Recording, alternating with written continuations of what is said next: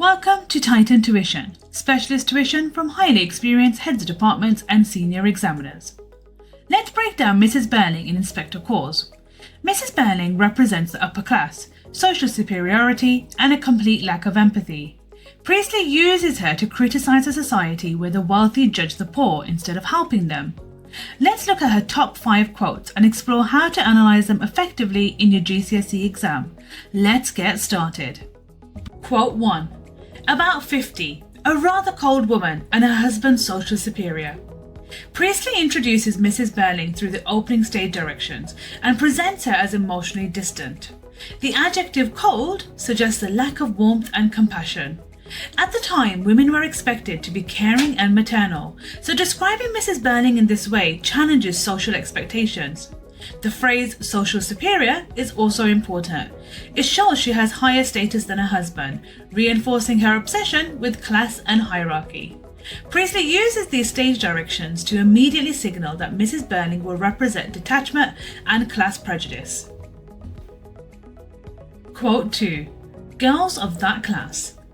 Mrs Birling says this while dismissing Eva Smith's case at the charity organisation.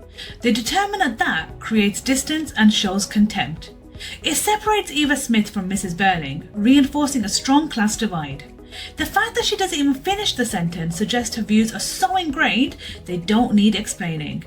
Priestley exposes how deeply rooted snobbery and classism are in the upper class. Quote 3. As if a girl of that sort would ever refuse money. Mrs Birling says this when she rejects Eva's claim that she refused stolen money from Eric. The phrase, that sort, is dismissive and dehumanizing, reducing Eva to a stereotype. The exclamation mark and the confident tone suggest Mrs Birling believes she is stating a fact.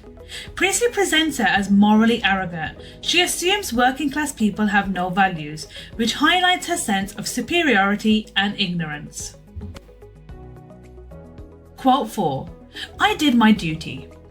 Mrs Birling says this when defending her decision to deny Eva help from the charity. This short, simple sentence reflects Mrs Birling's rigid mindset. The noun duty is key. It shows she believes she acted correctly. However, her idea of duty is limited to protecting her own class, not helping those in need. Priestley contrasts this with a more moral idea of responsibility. Mrs Birling follows social duty, but ignores moral duty. This highlights how the upper class justify their actions while neglecting real responsibility. Quote 5. First, I blame the girl herself. Secondly, I blame the young man. Mrs Birling says this when the inspector asks her who is responsible for Eva's situation, unknowingly blaming her own son. The repetition of I blame emphasizes her refusal to take any responsibility. She immediately shifts blame onto others. The structured listing, first, secondly, makes her sound logical and controlled, but actually reveals her cold, methodical judgment. Dramatically, this is ironic because she is unknowingly blaming her own son, Eric.